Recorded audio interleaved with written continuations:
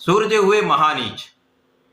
नौ ग्रहों में राजा सूर्यदेव 17 अक्टूबर को अपनी राशि का परिवर्तन कर चुके हैं तथा वर्तमान समय में दैत्य गुरु शुक्राचार्य की मूल त्रिकोण राशि तुला राशि में प्रवेश कर चुके हैं।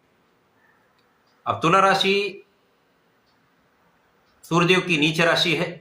जैसा ज्योतिष में कहा गया है कि नीच राशि में जाने पर उस ग्रह का प्रभाव नकारात्मक हो जाता है, उसकी क्षमता में, उसके प्रभाव में, उसके बल में न्यूनता आ जाती है। तो अब 9 ग्रहों में राजा सूर्यदेव जो अत्यंत सामर्थ्यवान है, क्षमतावान है, जब नीच राशि में होंगे तो किस प्रकार का प्रभाव देंगे। जय श्री गणेश। नमस्कार, मैं आचार्य संजय द्विवेदी। मेरे समस्त प्रबुद्ध दर्शकों का मेरे चैनल पर हार्दिक स्वागत है। प्रिय दर्शकों, आज मैं सूर्यदेव के राशि परिवर्तन तथा नीचत्व काल के प्रभाव को लेकर आपके सम्मुख उपस्थित हूं। 17 अक्टूबर से प्रारंभ होकर सूर्यदेव का ये राशि परिवर्तन 16 नवंबर तक रहने वाला है, जहां पर ये अपनी नीच राशि में होंगे। अब सूर्यदेव जो अत्यंत सामर्थ्यवान है, क्षमतावान है, एक विशेष प्रभाव है, विशेष आभा मंडल है। इस आभा मंडल के समक्ष समस्त ग्रहों का प्रभाव निर्बल हो जाता है।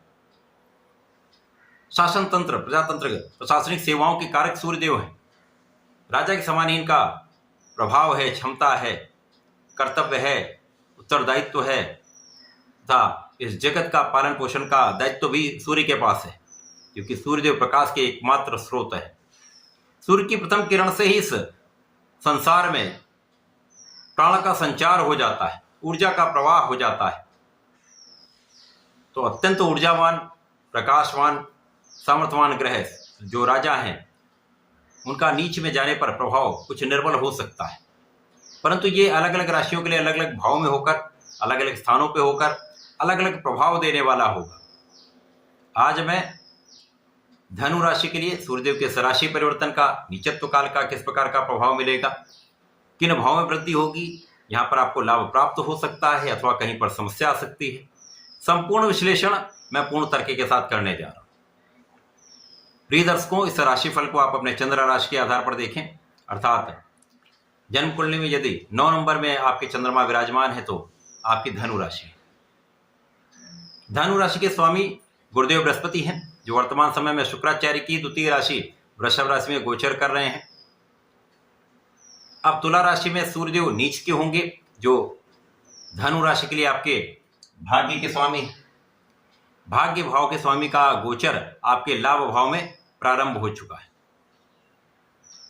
अब यहां पर 2 केंद्र के स्वामी बुध भी होंगे। लाभ का भाव एकमात्र ऐसा भाव जहां पर समस्त ग्रहों का प्रभाव विशिष्ट होता है। सभी ग्रह एक अच्छा प्रभाव देते हैं।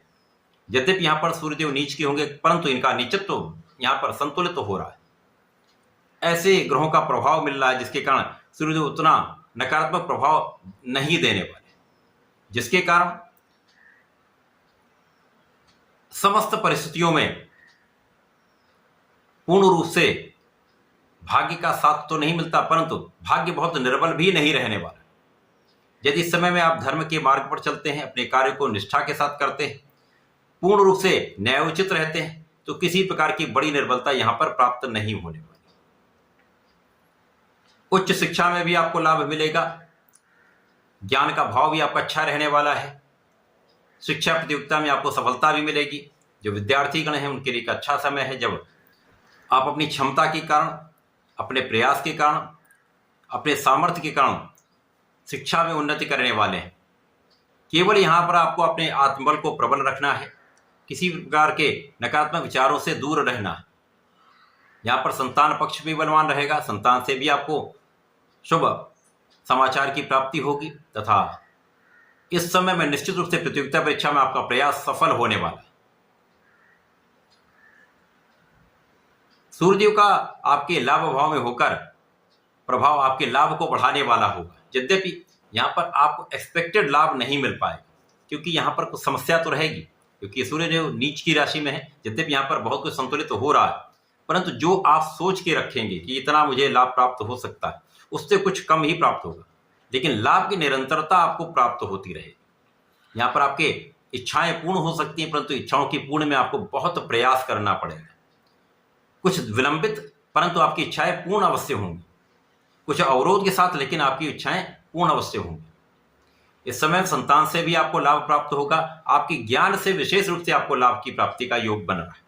यदि इस समय में अपने विवेक को आप धारण करे रहते हैं, विवेक के साथ कोई कार्य करते हैं, तो यहां पर बड़ी समस्या नहीं आने वाली। क्योंकि सबसे बड़ी समस्या यहीं पर आती, जब सूर्य नीच के होते तो विवेक का साथ नहीं मिल पाता, आप विवेकहीन हो जाते। तो यहां पर गुरुदेव की राशि है, वैसे भी धैर्यवान राशि है, विवेकशील राशि है, तो यहां पर बड़ी समस्या नहीं होने वाली। तो सोच विचार कर निर्णय लेना चाहिए। केवल इस समय पे आपको बड़े निर्णयों में बहुत विचार करना चाहिए। यदि नहीं समझ में आता है तो अपने बड़ों से यहाँ पर सलाह ले सकते हैं, गुरु की सलाह ले सकते हैं, फिर उसके बाद आप आगे बढ़ सकते हैं।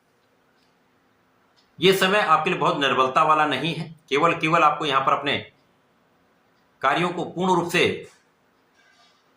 परिश्रम के साथ करना है, पूर्ण क्षमता के साथ उसको पूर्ण करना है। किसी कार्य को छोड़ना नहीं, आधा अधूरा छोड़ के किसी कार्य को ना करें। जो भी कार्य हाथ में ले उसको संपूर्ण रूप से संपन्न करें। इस समय में निश्चित रूप से आपकी धार्मिक यात्राएं हो सकती हैं, धर्म कार्यों में आपका मन लगेगा, पूजा पाठ में भी आपका मन लगने वाला है, आप आध्यात्मिक रहने वाले। आपको आध्यात्मिक रहना भी चाहिए।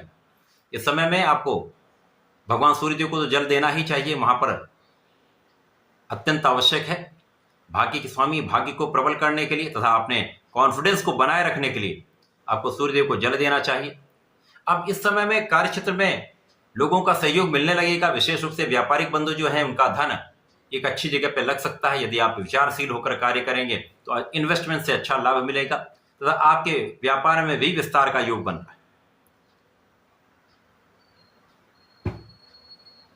धनु राशि के जातकों के लिए ये सूर्य का राशि परिवर्तन लाभ भाव में होकर एक अच्छा लाभ आपको प्रदान कर रहा है। कुछ सावधानियां रखनी पड़ेंगी, विवेकशील होकर निर्णय लेना पड़ेगा, सबको साथ लेकर कार्य करना पड़ेगा। जल्दीबाजी में कोई कार्य नहीं करना है।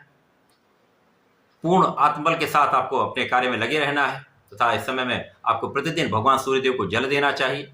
ओम घृणी सूर्याय नमः का 27 बार जप करके जल दे दें।